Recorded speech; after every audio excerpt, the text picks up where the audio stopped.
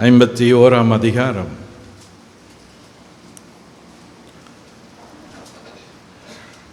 ஆண்டவர் தம்முடைய பிள்ளைகளுக்கு எப்பொழுதுமே நல்ல வார்த்தைகளை சொல்லுகிறவர். இன்றைக்கு ஒரு விசேஷமான நாளை நாம் கண்டிருக்கிறோம். இந்த நாளில் தேவன் நமக்கு சபைக்கும் சொல்லுகிற காரியங்களை உங்களோடு கூட சுருக்கமாய் பகிர்ந்து கொள்ள விரும்புகிறேன். தேவன் எப்பொழுதும் தம்முடைய மந்தைக்கு பேசுகிறவர், சபைக்கு பேசுகிறவர். தனி ஒரு மனுஷனுக்கும் மனுஷிக்கும் தேவன் பேசிவிட்ட பிறகு சபைக்கும் பேச அவர் எப்பொழுதும் தயங்கியதே கிடையாது. ஏசாயா தீர்க்கதரிசன புத்தகத்தில் ஒரு சில காரியங்களை ஆண்டவர் நமக்கு பேசியிருக்கிறார். அந்த பேச்சை, அவர் பேசின அந்த செய்தியை உங்களுக்கு சுருக்கமாக பகிர்ந்து கொள்ள விரும்புகிறேன். ஐசையா சாப்டர் 51 வசனம் 9, 51:9.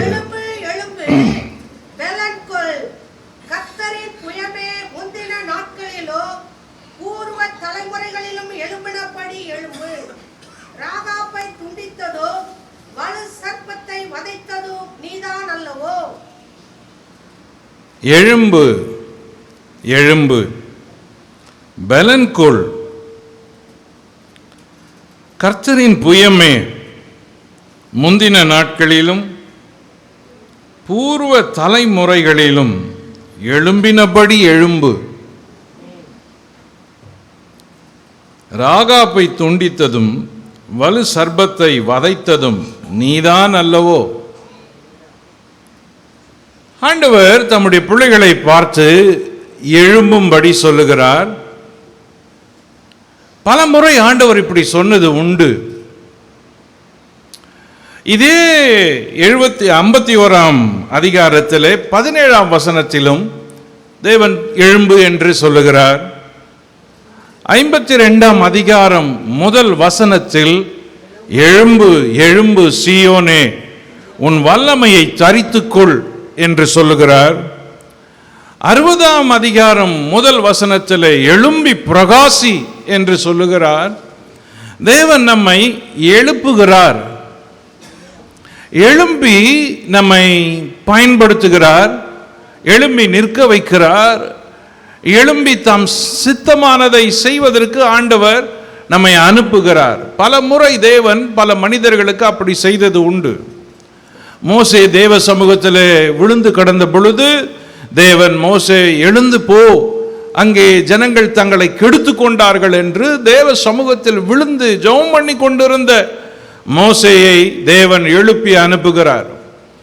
எலியா என்ற தீர்க்கன் சோர்ந்து போய் சூறைச்செடியின் கீழே படுத்திருந்த பொழுது, நீ எழும்பு, எழுந்து நட, போக வேண்டிய தூரம் வெகு தூரம் என்று தீர்க்கதரிசியாகிய எலியாவுக்கு தேவன் அவனை எழுப்பி அனுப்புகிறார்.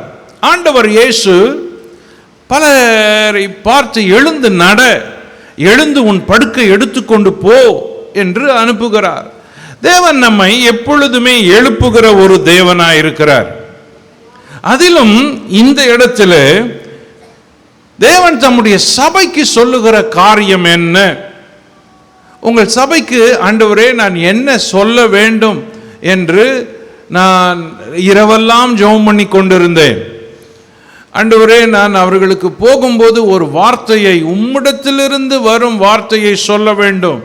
ஆகவேதான் என்னை அழைத்திருக்கிறார்கள், நான் அப்படி போக வேண்டியவன், என்னை அனுப்பும் என்று சொன்ன பொழுது தேவன் இந்த வசனத்தை தான் இந்த வருஷம் உங்களுக்கு கொடுத்திருக்கிறார்.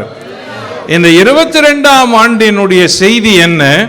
சபையே எழும்பு எழும்பு, பலன்கொள் பலன்கொள், கர்த்தரின் புயமே, முந்தின நாட்களிலும் முந்தின தலைமுறையிலும் எழும்பினது போல எழும்பு என்று தேவன் நம்மை பார்த்து எழுப்புகிறார்.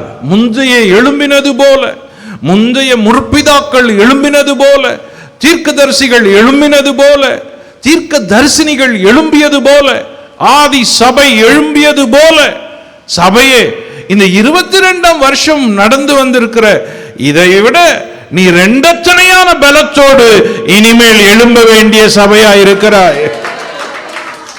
எழும்பு. அதிலும் தேவன் சொல்லுகிறார், ராகாபை துண்டித்து வலு சர்ப்பத்தை வதைத்ததும் நீதான் அல்லவோ என்று சொல்லுகிறார். இந்த ராகாப் அப்படின்னு வசனம் பார்த்ததும் நமக்கு ஒரு பெண் ஞாபகத்தில் வரும். யோசுவா 2ஆம் அதிகாரத்தில் எரிகோ பட்டணத்தில் இருந்த அந்த ராகாப் தான் நமக்கு ஞாபகத்தில் வரும். ஆனால் இந்த பெயர் அந்த ராகாப் அல்ல. எரிகோ பட்டணத்தில் 2 வேவுக்காரரை தப்பிக்க வச்ச வேசி என அழைக்கப்பட்ட ராகாப் இருந்தாலே அவள் அல்ல இந்த பெயர். எபிரேய பெயரில், எபிரேய வேதத்தில் அந்த பெயர் ராகாப்புக்கும் இங்கே சொல்லி இருக்கிற ராகாப்புக்கும் ஒரே எழுத்தில் ஒரு சின்ன கேப் தான் வித்தியாசம். அந்த ஒரு கேப் வித்தியாசத்தில் அந்த 2 பேருக்கும் அர்த்தம் வேற வேற ஆட்கள் என்பதை சொல்லுது. ஆக இந்த ராகாப் அந்த ராகாப் அல்ல. அது தெய்வாதீனமாக இந்த இடத்துல ஈ ராகாப் அப்படின்னு போட்டுக்கிறாங்க. அதுக்காக சந்தோஷப்படுறேன். வெறும் ராகாப்னு போட்டிருந்தா கூட அந்த ராகாப் அப்படின்னு சொல்லலாம். அந்த ராகாப்புக்கு ஈ ராகாப், ஈ வரல, இவளுக்கு இந்த இடத்துல வர்றதுக்கு ஈ வருது. அப்போ அந்த ஒரு வித்தியாசத்தை இங்க சேர்த்திருக்கிறாங்க. இந்த ராகாப் என்பது எகிப்தை குறிக்கிறது. இந்த ராகாப் வசனங்களை வாசிச்சா ஏசாயா 30:1-7 வரைக்கும், எசேக்கியேல் 29:3 வசனம், யோபு 26:12-13, சங்கீதம் 89:9-10 இந்த வசனங்கள் எல்லாம் வாசித்தா இந்த எகிப்த தேவன் இப்படிப்பட்ட ஒரு ராகாப்புக்கு ஒப்பிடுகிறார். அது மட்டுமல்ல, வலு சர்ப்பம், இந்த வலு சர்ப்பத்தை ஆதியாகமம் ஏதேன் தோட்டத்தில் ஏவாளை ஏமாற்றின ஒரு சர்ப்பத்துக்கு அடையாளமா இருக்குது. இதே சர்ப்பம் பின்னாட்கள சாத்தானுக்கு அடையாளமா இருக்குது. ஆக எழும்பு, எழும்பு, முந்தி எழும்பினாயே அதே போல எழும்பு. முந்தின முற்பிதாக்கள் எழும்பினார்களே அது மாதிரி எழும்பு. பூர்வ தலைமுறை எழும்பினதே அதை போல எழும்பு. ஏன் எழும்ப வேண்டும்? எகிப்தை, அதாவது நீ விட்டு வந்த ஒரு உலக வாழ்க்கையை விட்டு எழும்பு. உன்னை அடிமைப்படுத்தி வைத்திருந்த சாத்தானை விட்டு எழும்பு. இது 2 தான் நீ எழும்ப முடியாமல் உன்னை அழுத்துகிற காரியமா இருக்கிறது. ஆகவே எழும்பு, கர்த்தரின் புயமே எழும்பு, பலன் கொள் என்று தேவன் தம்முடைய மக்களை எழுப்புகிறவராய் இருக்கிறார். அருமையானவர்களே, நாம் எழும்ப முடியாததற்கு 2 காரணம் இருக்கிறது. அதிகமாய் இன்னொன்றை சேர்த்தால் 3 காரணம். ஒன்று மாம்சம், இன்னொன்று உலகம், 3 பிசாசு. இந்த 3ஐ தான் யோவான் எழுதும்போது இந்த 3ஐயும் குறிப்பிடுகிறார் தன்னுடைய 1வது நிருபத்தில். ஆக இந்த 3ம் நம்மை அழுத்துகிறபடியினாலே தேவன் விரும்புகிறபடி நம்மால் எழும்ப முடியவில்லை. சரி, எழும்பினால் என்ன ஆகும் என்பதை ஒரு வசனத்துக்கு மேலே போய் வந்தால் மீதம் இருக்கிற செய்தி நமக்கு சொல்லுகிறது. கவனியுங்கள். இந்த எழும்புவதற்கான குறிப்புகளை, உதவி காரியங்களை நமக்கு சொல்லுது. ஒரு மனுஷி, ஒரு விசுவாசி எப்படி எழும்ப முடியும்? இந்த மாம்சத்தை ஜெயிச்சு, உலகத்தை ஜெயிச்சு, எகிப்தை ஜெயிச்சு, சத்துருவை ஜெயிச்சு, அதாவது வலு சர்ப்பத்தை ஜெயிச்சு எப்படி எழும்ப முடியும்? இந்த 11ஆம் அதிகாரத்தில் 7 வகையான உதவி குறிப்புகள் நமக்கு சொல்லிக்கிட்டே வருது. எழும்புற குறிப்புகள். கவனிங்க. முதலாம் வசனம், நீதியை பின்பற்றி கர்த்தரை தேடுகிற நீங்கள் எனக்கு செவி கொடுங்கள். கவனிங்க, செவி கொடுங்கள். அப்புறம், நீங்கள் வெட்டி எடுக்கப்பட்ட கன்மலையும் நீங்கள் தோண்டி எடுக்கப்பட்ட துறவின் குழியும் நோக்கி பாருங்கள். இந்த ஒரு 10 வசனத்துக்குள்ள நமக்கு டிப்ஸ் கொடுத்துக்கிட்டே இருக்குது, ஸ்டெப்ஸ் கொடுக்குது.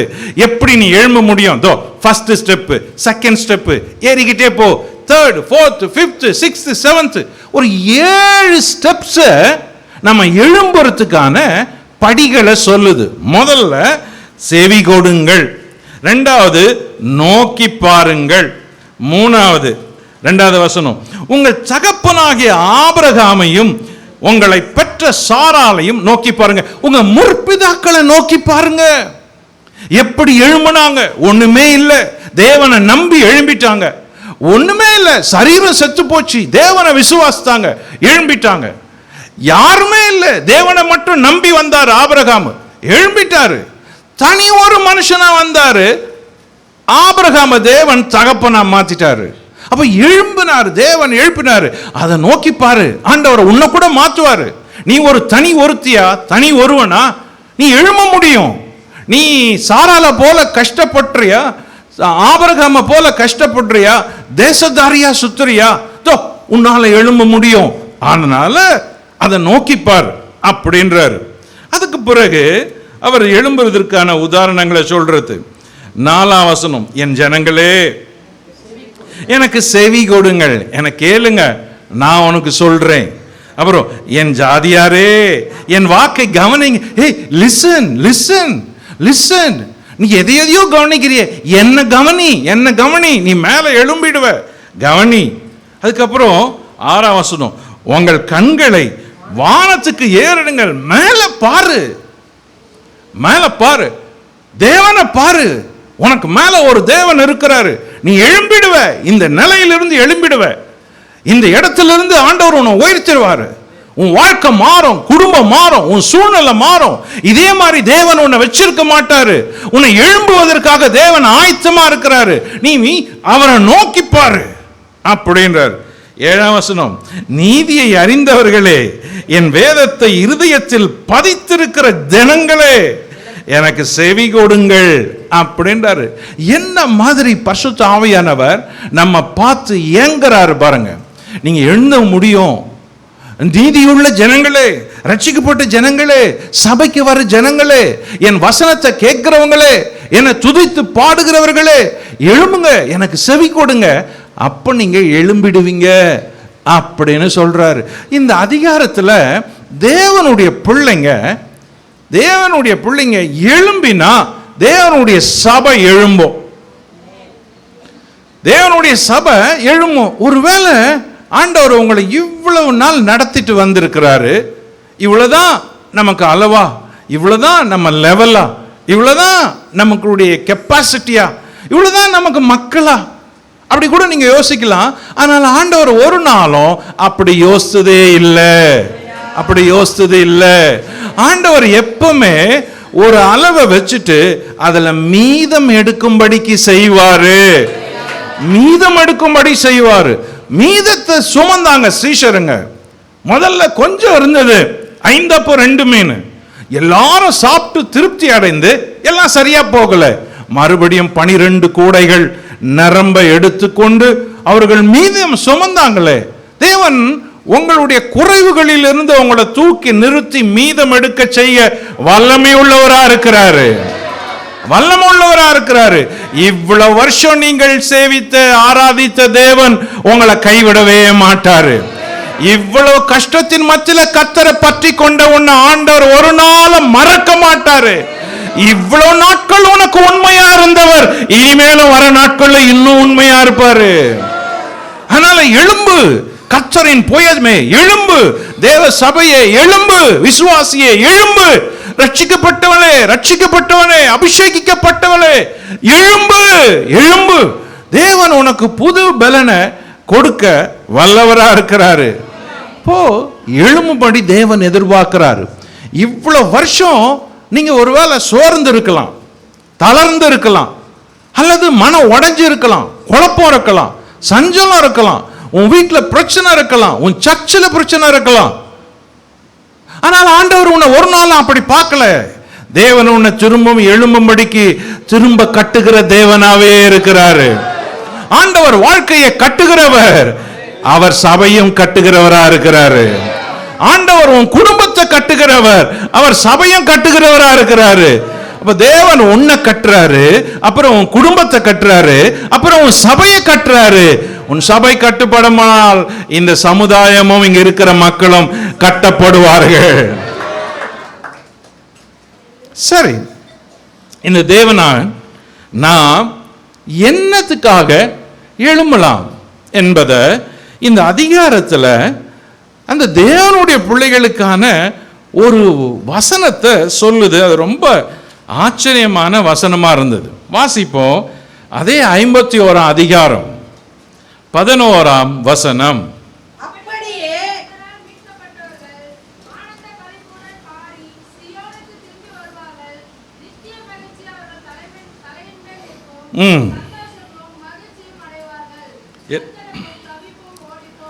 எல்லாரும் இந்த வசனத்தை சேர்ந்து படிக்கலாமா?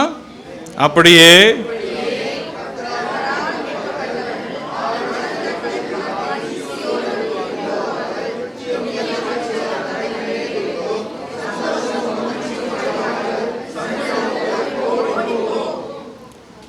இப்ப இத நமக்குன்னு சொல்லி படிக்கலாமா?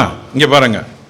அப்படியே கர்த்தரால் மீட்கப்பட்டவர்கள் ஆனந்த களிப்புடன் சீயோனுக்கு வருவோம், நித்திய மகிழ்ச்சி எங்கள் தலையின் மேல் இருக்கும், சந்தோஷமும் மகிழ்ச்சியும் அடைவேன், சஞ்சலமும் தவிப்போம் ஓடிப்போம். இந்த அதிகாரத்தில் திரும்ப திரும்ப திரும்ப ஒரு வார்த்தை ரிப்பீட் ஆகுது. அதுவும் குறிப்பா இந்த வசனத்தில் கவனிங்க. திரும்ப திரும்ப ஒரே வசனம் 3 இடங்கள்ல மகிழ்ச்சியை பற்றி பேசுது. திரும்ப ரிப்பீட் ஆகிறப்ப கவனிங்க. அப்படியே கர்த்தரால் மீட்கப்பட்டவர்கள், இது டோட்டலா பிலீவருக்கு, வேற யாருக்கு சொல்லல. கர்த்தரால் மீட்கப்பட்டவர்களுக்கு உரிய மகிழ்ச்சி. இது ரொம்ப ஸ்ட்ராங்கா இருக்குது. ஸ்டேட்மெண்ட் தெளிவா இருக்குது. ஓப்பனிங்லேயே அந்த வார்த்தையை சொல்லிருச்சு. இது காமன் கிடையாது, இது வெரி ஸ்பெசிபிக், குறிப்பிட்ட மக்களுக்கு மட்டும்தான். சோ கர்த்தரால் மீட்கப்பட்டவர்களுக்கு சந்தோஷத்தை பாருங்க. ஆனந்த களிப்பு ஒரு சந்தோஷம். இரண்டாவது நித்திய மகிழ்ச்சி, இரண்டாவது சந்தோஷம். மூணாவது சந்தோஷமும் மகிழ்ச்சியும் அடைவார்கள், மூணாவது. கடைசியில அந்த சஞ்சலமும் தவிப்பும் வேரோடு பிடுங்கி வீசப்படும். அல்லேலூயா. ஸ்டெப் பை ஸ்டெப்பா இருக்குது. The joy of the church. கர்த்தரால் மீட்கப்பட்டவர்கள் எங்க வருவாங்க? கர்த்தரால் மீட்கப்பட்டவங்க சபைக்கு வருவாங்க. The real believer, ஒரு மனுஷன் ஆண்டவரை ஏற்றுக்கணும், அவனால தனியா இருக்க முடியாது. தனியா இருந்தான்னா அவன் சரியா ஏத்துக்கலன்னு அர்த்தம். ரியலா ஒருத்தர் ஆண்டவரை ஏத்துக்கினாங்கன்னா அவங்களால வீட்டில் இருக்க முடியாது. அவங்க எப்படியாவது ஒரு சர்ச்சையை போய் சேர்ந்து சர்ச்சில் மெம்பர் ஆகணும், இல்லை சர்ச்சை அட்டன் பண்ணணும். வெளியூருக்கு போனால் கூட ஏதாவது ஒரு சர்ச் இருக்குதா, அந்த வாரம் போய் அட்டன் பண்ணணும் அப்படின்னு மனசு ஏங்கும். ஸோ ரியல் பிலீவர் எப்பவுமே ஒரு சர்ச்சோட, தேவனுடைய ஜனத்தோட ஒரு கனெக்ஷனை வைக்கிறவர் தான். அருமையானவங்களே, ஒரு விசுவாசிக்கு ஒரு சபை வேணும். ஏன்னா அந்த சபை தான் வரப்போகிற பரலோக ராஜ்யத்தின் சபைக்கு நம்மளை ஆயத்தப்படுத்துகிற இடமா இருக்குது. தனியா இருந்தா முடியாது, தனியா இருந்தா முடியாது. அப்போ தனியா ஒரு விசுவாசி இருக்க முடியாது. அப்போ இங்க கர்த்தரால் மீட்கப்பட்டவர்களுக்குன்னு 3 வகையான சந்தோஷம் இருக்குது. கர்த்தரால் மீட்கப்பட்டவர்களுக்கு. ஆனா இந்த சந்தோஷம் பல வகையில நமக்கு தெரியுது, பல வகையில இருக்குது.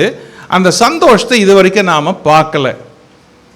ஸோ இன்னைக்கு the joy of the church, ஒரு சபையின் சந்தோஷம் என்பது எது என்பதை உங்களோட மிக சுருக்கமா 7 குறிப்புகளை சொல்றேன்.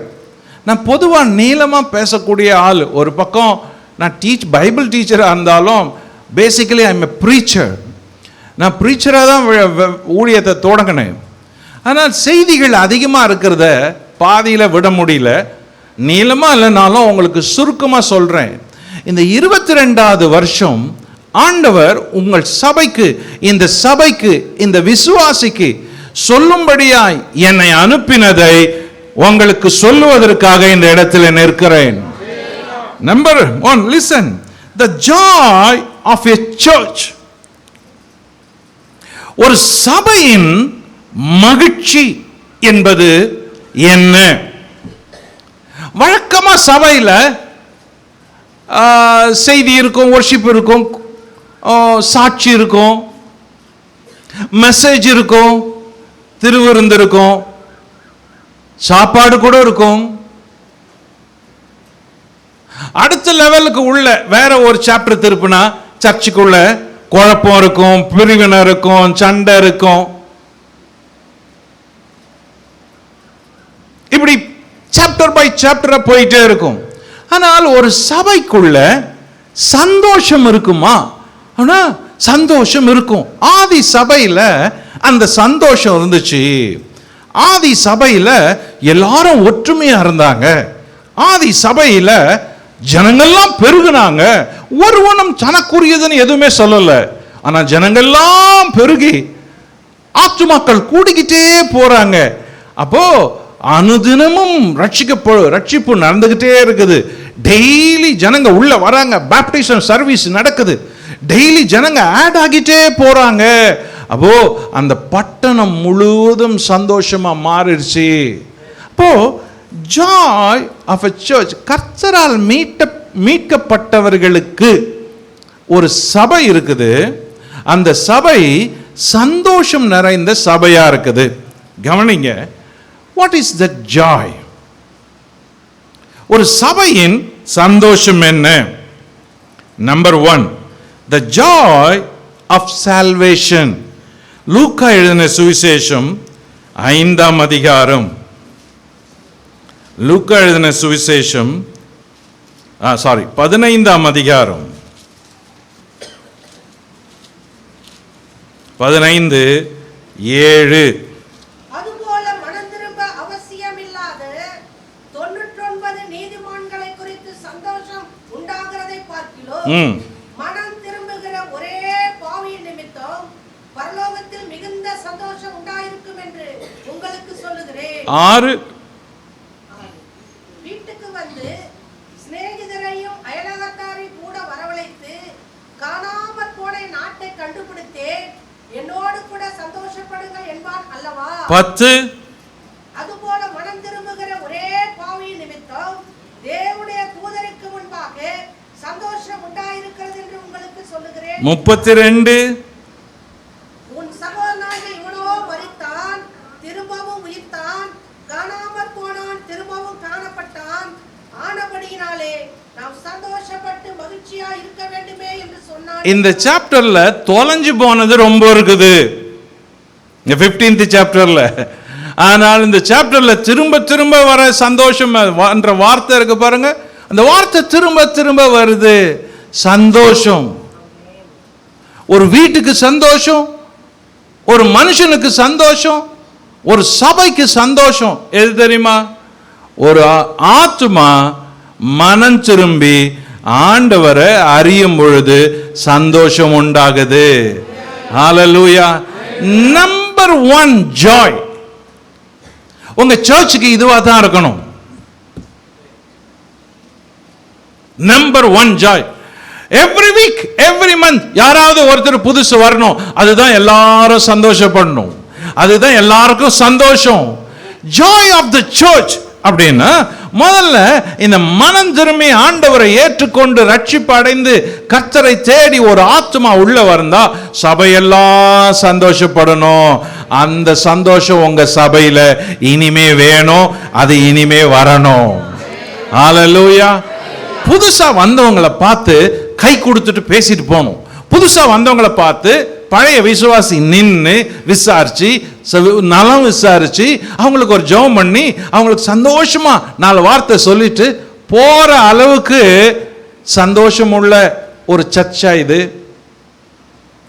சர்ச்சை முடிஞ்சதும் அவசர அவசரமா போயிடுறோம், யாரை பத்தியும் கண்டுக்கல, புதுசா வந்தா பேசுறதே கிடையாது. புது ஆத்துமாக்கள் உங்களை தேடி வந்தாங்கன்னா புதுசா வந்தா எல்லாரும் அவங்க கிட்ட நின்னு பேசணும். ஏன்னா அதுதான் இந்த சபைக்கு சந்தோஷம்.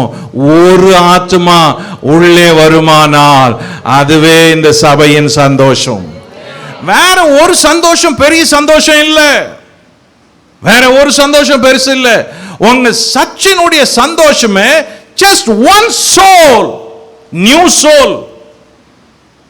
ஒரு ஆத்மா உங்களை தேடி, உங்க சபையை தேடி, உங்க வீட்டை தேடி, ஒரு ஜபத்துக்கு, ஒரு உதவிக்கு ஒரு புது ஆத்மா வந்தா அதுதான் உங்க சந்தோஷமா இருக்கணும். சகோதரா சகோதரிகளே, அதுதான் இந்த இனிமே இந்த 22 இயர்ஸ் நடக்காதது 22 இயர்ஸ்ல இருந்து இனி வரப்போற சந்தோஷமா இருப்பதாக.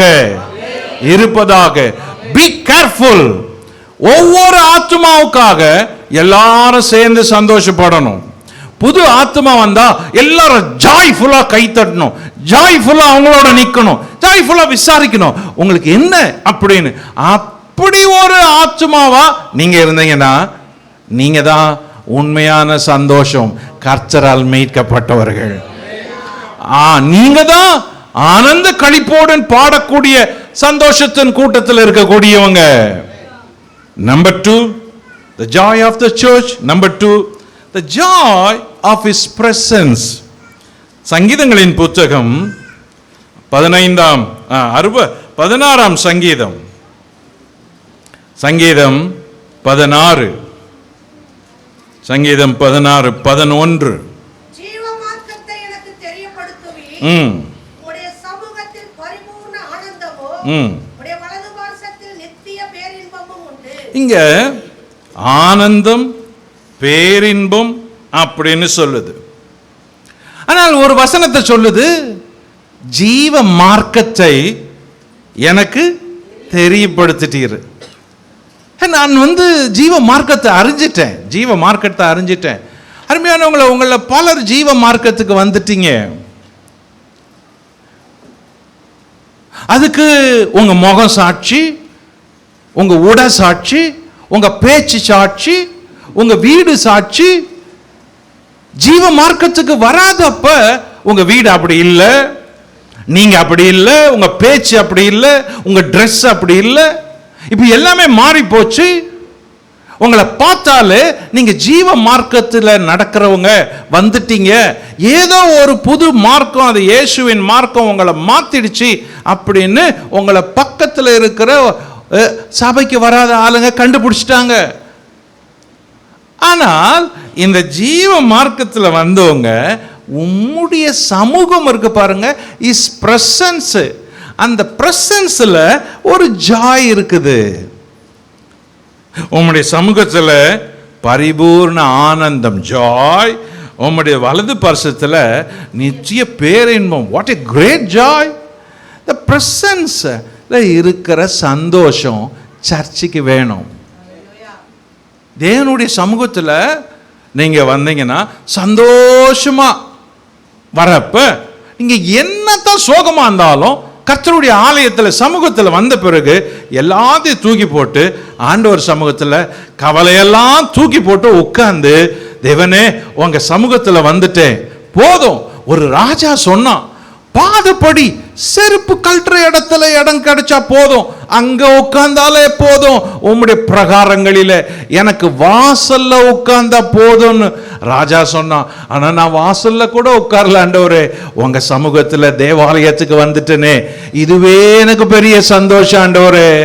எத்தனையோ பேர் இந்த வாரம் கல்லறைக்கு போயிட்டான், ஆனா ஆண்டவரே என்னை திரும்ப இந்த வாரம் ஆராதனைக்கு கூட்டு வந்தீங்க, உங்க சமூகத்தில் இருக்கிற சந்தோஷம் பெரிய சந்தோஷம் ஆண்டவரே. ஒரு சபை விசுவாசிக்கு சந்தோஷம் என்ன தெரியுமா? எப்பவுமே தேவ சமூகத்தில் உட்கார்றது தான் சந்தோஷம். நீங்க தேவ சமூகத்தில் சந்தோஷமா இல்லைன்னா you lost yourself somewhere. உங்களை நீங்க எங்கேயோ தொலைச்சிட்டீங்க, எங்கேயோ தொலைச்சிட்டீங்க. நீங்க இந்த வாரம் சரியா இல்லை, இந்த வாரம் நீங்க சரியா ஜெபம் பண்ணல, ஆண்டவரோட இல்ல, பைபிள் வாசிக்கல, உங்க கவனம் தேவன் பேர்ல இல்ல. அதனால தேவ பிரசன்னத்துல உட்கார்ந்தீங்கன்னா உங்களால தேவனை கான்சென்ட்ரேட் பண்ண முடியல. ரொம்ப பேர் சர்ச்சில் ஏன் தூங்குறாங்கன்னா அவங்க தேவ பிரசன்னத்தின் டேஸ்ட அறியல.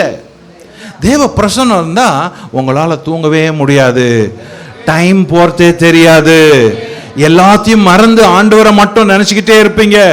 தேவன் உங்க கூட பேசிக்கிட்டே இருப்பாரு, பேசிக்கிட்டே இருப்பாரு. You lost the joy for many weeks.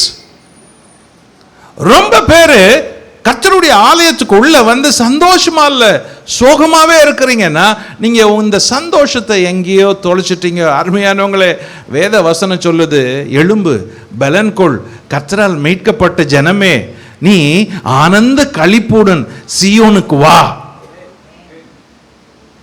நிச்சயம் மகிழ்ச்சி தலை மேல இருக்குது. ஏன் சோகமா இருக்கிற?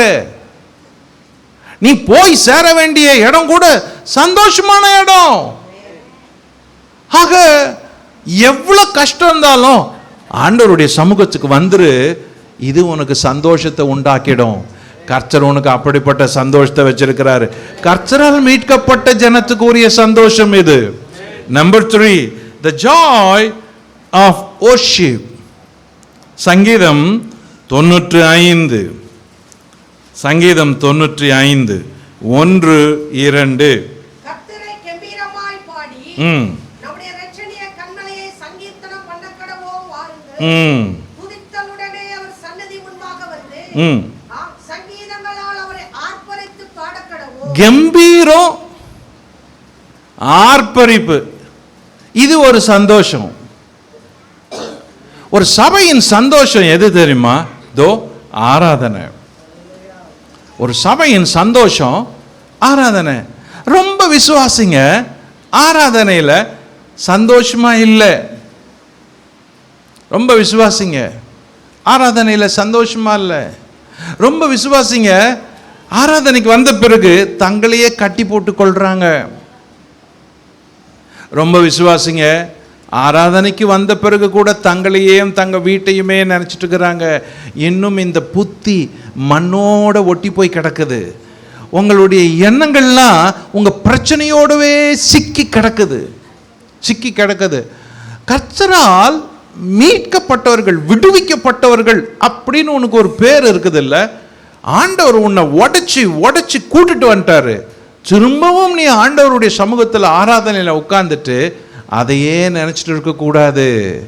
உங்களுடைய பலம் எலும்புக்கு எழும்ப முடியல, எலும்புன்றாரு. எலும்பு பரவாயில்ல, எலும்பு, இழப்புகா எலும்பு, வீக்கா இருக்கிறியா எலும்பு, கடன் பிரச்சனையா எலும்பு. தேவன் உன்னை கைவிட மாட்டேன்னு வாக்கு பண்ணி இருக்கிறாரு. நீ கவலைப்படுறதுனால ஒரு முழத்தை கூட்ட முடியாது.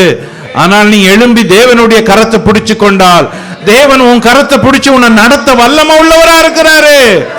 ஆகவே தேவனுடைய ஆராதனையில வந்த பிறகு நீ பலப்பட்டு எழும்பு. கர்த்தருடைய சமூகமும் தேவனுடைய ஆராதனையும் தான் உனக்கு பலத்தை கொடுக்கக்கூடிய ஒரே இடம் என்பதை மறந்துடாத, மறந்துடாத. வேற எதுவும் இல்லை.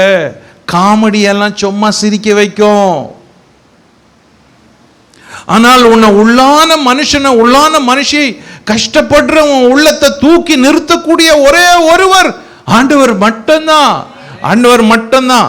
அப்படி அநேகர் ஜெயிச்சிட்டாங்க, அழுதவங்க ஜெயிச்சிட்டாங்க. தேவாலயம் போய் விம்பி விம்பி அழுத அண்ணால் ஜெயிச்சிட்டா, ஜெயிச்சிட்டா. நீ கூட அப்படி ஜெயிப்ப. நீ சோர்ந்துடாத, நீ நின்னுடாத, உடைஞ்சிடாத, ஜெயிச்சிருவ. இன்னும் கொஞ்சம் தூரம் தான் இருக்குது. ஜெயிக்கிறதுக்கு இன்னும் கொஞ்ச காலம் தான் இருக்குது. நீ ஓடி முடிக்கிறதுக்கு இன்னும் கொஞ்ச நாள் தான் இருக்குது. ஆண்டவர் இந்த பிரச்சனையை தீர்த்துருவாரு, நீ எழும்பிடுவ. தேவனுடைய ஆராதனையில உன்னை முற்றிலுமா ஒப்பு கொடுத்து மகிமையா ஆண்டவர் ஆர்ப்பரிக்கும் பொழுது, உன்னையே மறந்து ஆண்டவர் இடத்துல உன்னை ஊற்றி விடும் பொழுது, கர்த்தர் உனக்கு சந்தோஷத்தை கொடுக்கிறவரா இருக்கிறாரு. அவள் அப்புறம் சோகமா துக்க முகமா இருக்கவில்லை. அதான் விசுவாசம். Number 4, the joy of word. ஒரு சபையின் சந்தோஷம் எது? எரேமியா 15:16. எரேமியா 15:16. உம்முடைய வார்த்தைகள் கிடைத்தவுடனே அவைகளை உட்கொண்டு உம்முடைய வார்த்தைகள் எனக்கு சந்தோஷமும் என் இருதயத்துக்கு மகிழ்ச்சியுமாய் இருந்தது. இங்க பாருங்க, எரேமியா சொல்றாரு. எரேமியா நம்ம பட்ட கஷ்டத்தை விட அதிகமா கஷ்டப்பட்ட ஒரு எரேமியா. உங்களை யாருன்னா அடிச்சு இருக்கிறாங்களா? உங்க வீட்டுக்காரர் சும்மா அடிச்சிட்டாருன்னு அழுதுன்னுக்கிற எரேமியாவை அடிச்சு என்ன பண்ணாங்க தெரியுமா? அடிச்சு கட்டி குழியில தூக்கி போட்டு சாப்பாடு கொடுக்கல. உங்க வீட்டுக்காரர் அப்படி பண்ணியிருக்கிறாரா? இல்லையே. சொல்லுங்க, உங்களை யாருன்னா அப்படி பண்ணியிருக்கிறாங்களா? உங்களை அடிச்சு சாப்பாடு போகாத கயிறில் கட்டி தோலில் சுருட்டி உங்களை தூக்கிட்டு போய் குழியில் போட்டு அப்படியே செத்துட்டோம் அப்படின்னு யாருன்னா இருந்தாங்களா? இல்லை. எரேமியாவுக்கு அப்படி நடந்துச்சு. அவர் இல்லை, இனிமே இவங்களுக்கு சொல்லவே கூடாது, இனிமே இவங்களுக்கு கடவுளுடைய வார்த்தையை சொல்லவே கூடாது, ஆண்டவரே நான் இனி சொல்ல மாட்டேன் அப்படின்னு முடிவு பண்ணிட்டு வீட்டுக்கு போனாருன்னா, அந்த வார்த்தை அவர் எலும்புக்குள்ள அனலா பற்றி எரியுதான். அதனால அவரால் சொல்ல முடியாதே இல்லையா? போய் மறுபடியும் அவருக்கு கஷ்டம் இருந்தாலும் எதிர்ப்பு இருந்தாலும் போய் சொல்லிடுவாராம், பா நீ யூதா தப்பு செய்கிற, உன்னை சிறைப்பிடிக்க வரப்போகிறாங்க, யூதா ராஜா சரியில்லை, எருசலேம் மக்கள் சரியில்லை, உன்னை பாபிலோன்லேருந்து சிறைப்பிடிக்க வருவான், போய் சொல்லிடுவாராம். அதனால பயங்கர கஷ்டம் வந்துச்சான். அப்படிப்பட்டவர் சொல்கிறாரு, உங்கள் வார்த்தை எனக்கு ரொம்ப சந்தோஷமாக இருக்குது. நான் கஷ்டத்தில் இருந்தாலும் அவமானத்தில் இருந்தாலும் என்னை அடித்தாலும் நொறுக்குனாலும் ஆண்டவரே உங்கள் வார்த்தை எனக்கு ரொம்ப சந்தோஷமாக இருக்குது ஆண்டவரே. ஒரு சபையின் சந்தோஷம், அந்த சபை கர்த்தருடைய வசனத்தில் வளருவது. எல்லாரும் ஒழுங்கா பைபிள் படிக்கிற சபையா இருக்கணும். எல்லாரும் வாரத்தில் எல்லாரும் சர்ச்சுக்கு வரப்ப எல்லாரும் கையிலும் பைபிள் இருக்கணும். மொபைல் போனில் பைபிள் இருக்குதுன்னு வரக்கூடாது. கையில் எல்லாரும் கையில் பைபிள் இருக்கணும். உங்கள் பைபிள் பல முறை படிச்சிருக்கணும், கோடு போட்டிருக்கணும், டேட் போட்டிருக்கணும். ஆண்டவர் என் கூட பேசினாரு அப்படின்னு டேட்டு போட்டு எழுதியிருக்கணும். கர்த்தருடைய வசனத்தை படிக்கிற சபை தான் வளரும். அந்த பட்டணத்தார் மனோவாஞ்சியா இருந்து காரியங்கள் இப்படி இருக்கிறதா அப்படின்னு நினைச்சு தினந்தோறும் வேத வசனத்தை படிச்சதுனால அவங்க பக்கத்து ஊர் சபையை விட ரொம்ப குணசாலிகளா இருந்துட்டாங்க. சர்ச்சில் காம்படிஷன் தெரியுமா? காம்படிஷன், 2 சர்ச்சுக்கு காம்படிஷன் இப்பெல்லாம் எங்க நடக்குது? சர்ச்சில் யாத்மாவை அவங்க எடுத்துட்டாங்க, இங்க இருக்கிற குடும்பம் அங்க போயிடுச்சு, அவங்களுக்கு நல்ல பெரிய பில்டிங்கு, நமக்கு சின்ன பில்டிங்கு, அங்க பார்க்கிங் இருக்குது, இங்க பார்க்கிங் இல்லை. காம்படிஷன் இப்படி தான் போகுது. ஆனால் ரியல் காம்படிஷன் என்ன தெரியுமா? எந்த சர்ச்சு நல்லா வசனம் படிக்குதோ அந்த சர்ச்சு தான் வளர்ற சர்ச்சாக இருக்கும். 10,000 பேர் உன் சர்ச்சுக்கு வரலாம், பைபிளே இல்லாத பைபிளே படிக்காத வந்த வண்ணமா திரும்பி போனா அந்த சர்ச்சு வேஸ்ட்.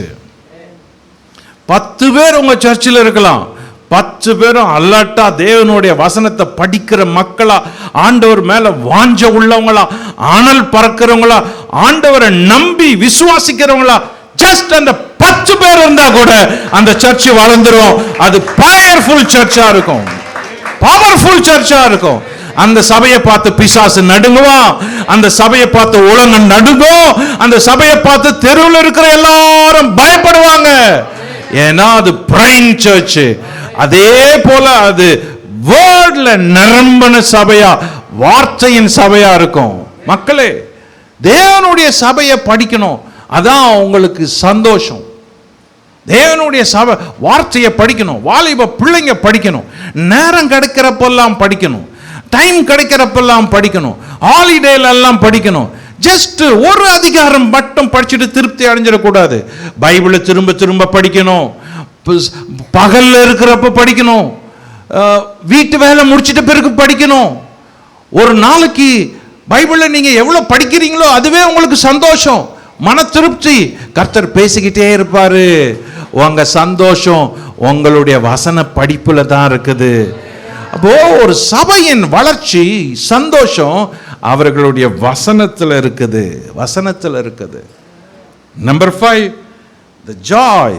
ஒரு சபையின் சந்தோஷம், the joy of persecution.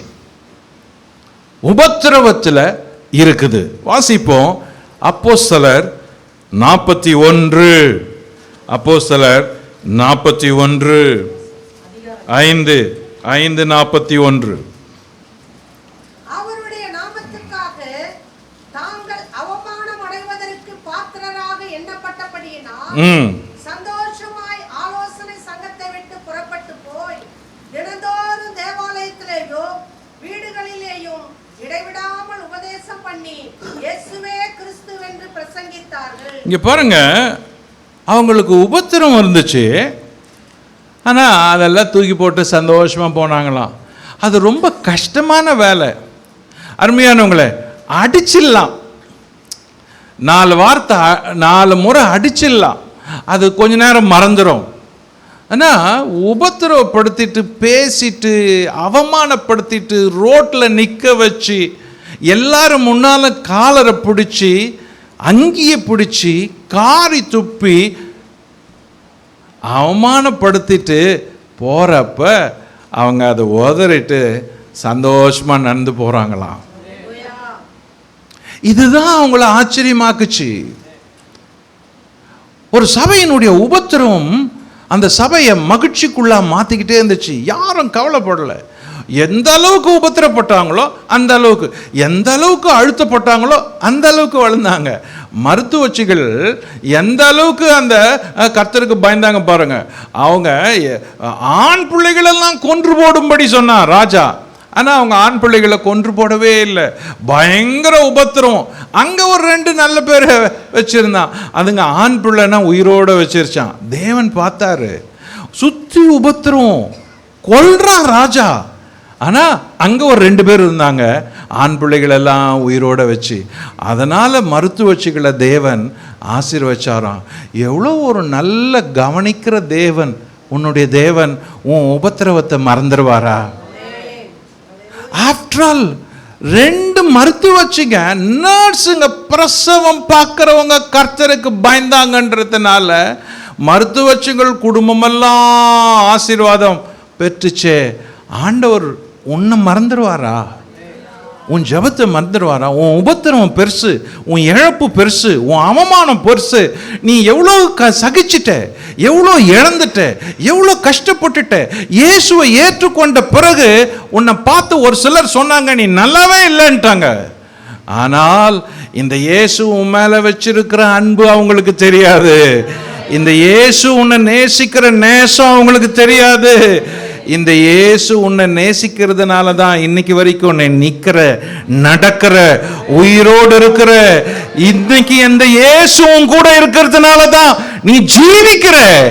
இல்லாட்டி நீ எப்போ விழுந்து போயிருப்ப, எப்போ செத்து போயிருப்ப, எப்போ நீ தற்கொலை பண்ணி இருப்ப.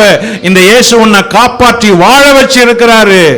இந்த உபத்திரம் உன்னை ஒண்ணும் பண்ண முடியாது. எவ்வளோ சகிச்சிட்ட, இனிமேலும் வரப்போற உபத்திரம் உனக்கு ஒண்ணுமே கிடையாது. அதை எல்லாவற்றையும் ஜெயிக்க ஆண்டவர் உனக்கு பலனை கொடுக்க வல்லமுள்ளவரா இருக்கிறாரு, வல்லமுள்ளவரா இருக்கிறாரு. உபத்திரவத்தில் சந்தோஷப்படுங்கள் அப்படின்னு வேதம் சொல்லுது. ஆண்டவர் இயேசு உபத்திரவப்பட்டாரு, ஆனாலும் ஒரு நாளும் சோகமா இல்லை.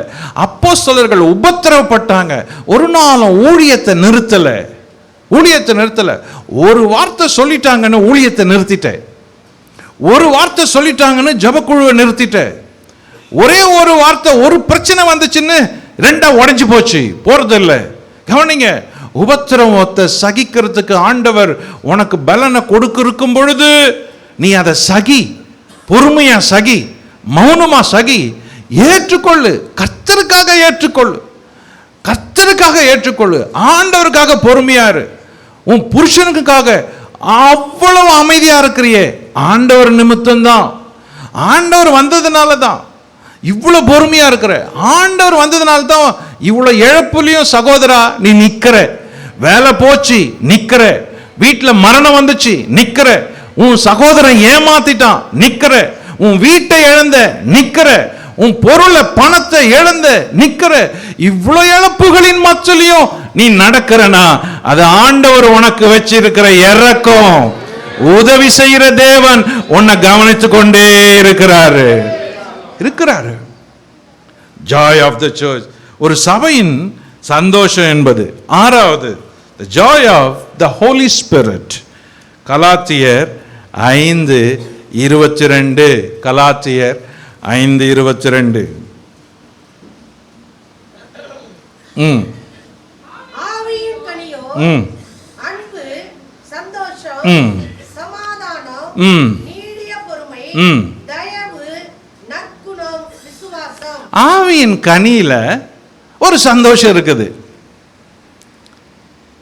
இது ஒரு ஸ்பிரிச்சுவல் ஜாய். ஆவியின் கனி சந்தோஷம். விசுவாசிகளுக்கு உள்ள ஒரு சபைக்குள்ள எல்லா சந்தோஷமும் ஒன்றாயிடாது, எல்லா சிரிப்பும் ஒன்றாயிடாது, எல்லா சமாதானமும் ஒன்றாயிடாது. ஒவ்வொன்றுத்துக்கும் வேற வேற இருக்குது. இப்போ நான் சொன்னேன், கர்த்தரால் மீட்கப்பட்டவர்கள் ஆனந்த களிப்புடன் பாடி வராங்க. நித்திய மகிழ்ச்சி அவர்கள் தலைமையில் இருக்கும். Varieties of joy. அதுக்கப்புறம் மகிழ்ச்சி அடைவார்கள். சஞ்சலம், தவிப்போம், ஓடிப்போம். ஒரு வசனத்துக்குள்ள 3 வகையான சந்தோஷம் இருக்குது கர்த்தரால் மீட்கப்பட்டவர்களுக்கு. அப்போ ஒரு சபைக்குள்ள இத்தனை வகையான சந்தோஷம் இருக்குது. ஆவியின் கனியில் இருக்கிற சந்தோஷம் நிரந்தரமான சந்தோஷம். The Spirit of Holy Spirit உங்களுக்கு சந்தோஷத்தை கொடுத்துருப்பாருன்னா அது எப்பவுமே நிரந்தரமாக உள்ள தங்கியிருக்கும். யாருமே அதை எடுக்கவே முடியாது, யாரும் கெடுக்க முடியாது, யாரும் உடைக்க முடியாது. எப்பவுமே அந்த சந்தோஷம் உங்களுக்கு உள்ளவே இருக்கும். அது பரிசுத்த ஆவியினால் உண்டாகிற சந்தோஷம். ஆவியில் ஜெபம் பண்ணுறீங்கன்னா அந்த சந்தோஷம் உங்களுக்கு எப்பவுமே இருக்கும். அதுக்கு தான் அபிஷேகத்தை பெற்றுக்கொள்ளுங்கன்னு சொல்கிறோம். அதுக்கு தான் ஆண்டவருடைய ஆவியானவரை எல்லாரும் நேசிக்கணும்னு சொல்கிறோம். சர்ச்சுக்கு வந்து எல்லாரும் அபிஷேகம் பெறத்து இல்லை. ஏன்னா அது நமக்கு தாகம் இல்லை. ஆண்களுக்கு இருக்கிற அந்த தாகம் இன்னும் குறைவு. அப்போ அபிஷேகத்தில் வளரணும். ஆண்டவரே என்னை அபிஷேகம் பண்ணுங்க, ஆண்டவரே என்னை அபிஷேகம் பண்ணணும், நான் அபிஷேகத்தில் வளரணும் அப்படின்னு வாஞ்சை இருந்துக்கிட்டே இருக்கணும். இந்த பாத்திரம் அபிஷேகத்தில் நிரம்பனா இருக்கணும். அதுதான் உங்களுக்கு சந்தோஷம். அபிஷேகிக்கப்பட்ட பாத்திரம். அருமையானவர்களே, தேவ பிள்ளைகளே, நான் அப்படிப்பட்ட ஒரு பாத்திரங்களாக நீங்கள் இருக்கணும்னு விரும்புறதுக்காகத்தான், அதை சொல்கிறதுக்காக தான் நான் வந்தேன். உங்களை குறை சொல்கிறதுக்கு இல்லை. இந்த சந்தோஷம்லாம் உங்களுக்கு இருக்குது. இதை இன்னும் நீங்கள் பெருத்து வளர்த்து நீங்கள் இன்னும் மகிமையான சபையாக வளரணும். அப்படிப்பட்ட ஒரு சபையை ஆண்டவர் ஆசீர்வதிக்கும்படி ஆண்டவர் உங்களை வச்சிருக்கிறாரு. கடைசியா the joy of eternal, நித்திய சந்தோஷம். ஏசாயா அந்த 51ஆம் அதிகாரத்தை திரும்ப வாசிப்போம். 11ஆம் வசனம். அப்படியே கர்த்தரால் மீட்கப்பட்டவர்கள் ஆனந்த களிப்புடன் பாடி சீயோனுக்கு திரும்பி வருவார்கள். நித்திய மகிழ்ச்சி. இதுல பல மகிழ்ச்சி உங்களுக்கு வேற வேற. ஆனால் நித்திய மகிழ்ச்சி உங்கள் தலையின் மேல இருக்கும். இதே வசனத்தை 35 ஏசாயா 35:10 சொல்லுது. வாசிங்க ஏசாயா 35:10. ம் ஆனந்த களிப்புடன் பாடி ம் சீயோனுக்கு வருவார்கள். ம் நித்திய மகிழ்ச்சி அவர்கள் தலையின் மேல் இருக்கும். ம் சந்தோஷமும் மகிழ்ச்சியும் அடைவார்கள். 51ஆம் அதிகாரம் 11ஆம் வசனத்திலையும் அதே தான் சொல்லுது. 35 அதிகாரம் 10ஆம் வசனத்திலையும் அதே தான் சொல்லுது. என்ன மகிழ்ச்சி? நித்திய மகிழ்ச்சி. எங்க இருக்கும்? தலையின் மேல இருக்கும். இதை விட என்ன சந்தோஷம்? நித்திய மகிழ்ச்சி உங்க தலையின் மேல இருக்கும். நித்திய மகிழ்ச்சி தலையின் மேல இருக்கும்னா நீங்க இந்த நித்திய மகிழ்ச்சியை சுமந்துக்கிட்டே போறீங்க. எங்க நித்திய மகிழ்ச்சி முடியும்னா அதோ அந்த நித்தியத்துல தான் முடியும். ஒரு விசுவாசிக்கு என்ன மகிழ்ச்சி கடைசியில் இருக்குது? எல்லாம் போயிடுச்சு. கடைசியா என்ன மகிழ்ச்சி தெரியுமா? ஒரு நாள் நான் ஆண்டவரிடத்துல போவேன். அதுதான் எனக்கு இருக்கிற பெரிய சந்தோஷம், நித்திய மகிழ்ச்சி.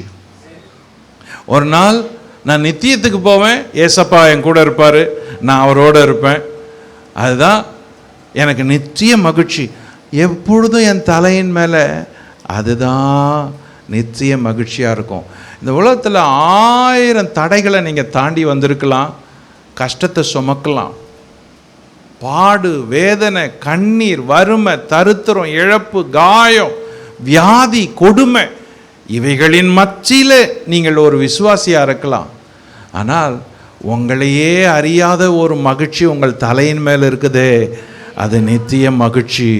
ஒரு நாள் பரலோகத்தில் ஆண்டவர் உங்களை கூப்பிட்டு தம்முடைய பக்கத்தில் அணைத்து கொள்வாரே, அந்த ஒரு மகிழ்ச்சி தான் நித்திய மகிழ்ச்சி. லாசரு என்ற ஒருவன் இருந்தான். அவன் வியாதிப்பட்டு கிடந்தான். ஆனால் அவன் விசுவாசி. லாசரு அவன் பசியோடு இருந்தான். ஆனால் அவன் ஒரு விசுவாசி. லாசரு அவனுக்கு புண்களால் அவன் பருக்களை நாய்கள் நக்கின. ஆனால் அவன் ஒரு விசுவாசி. லாசருக்கு வீடு இல்லை, வீதியில் யாரோ ஒரு வீட்டு வாசலின் முனையில் படுத்துட்டு இருந்தான். ஆனால் அவன் ஒரு விசுவாசி. அந்த வீட்டுக்குள்ள இருந்த பங்களா வீட்டுக்குள்ள இருந்தவர், அவர் தினந்தோறும் நல்லா உடுத்துகிறவரும் சாப்பிடுகிறவரும் சம்பிரதாயமாய் வாழ்ந்தவராக இருந்தார். 2 பேரும் ஒரு நாள் மரிச்சாங்க. கண்ணை திறந்து பார்த்தா லாசரு ஆபிரகாமின் மடியில் இருக்கிறாரு, ஐஸ்வர்யவான், வேதனைப்படுறான். லாசருக்கு இருந்தது நித்திய மகிழ்ச்சி. லாசருக்கு இருந்தது நித்திய மகிழ்ச்சி. லாசரு போல இன்னைக்கு நீங்க உங்களை நினைச்சு கொள்ளலாம். ஆனால் உங்கள் தலையின் மேல இருக்குதே, அதுதான் உன்னுடைய நித்திய மகிழ்ச்சி. உன் தலையின் மேல இருக்கும்.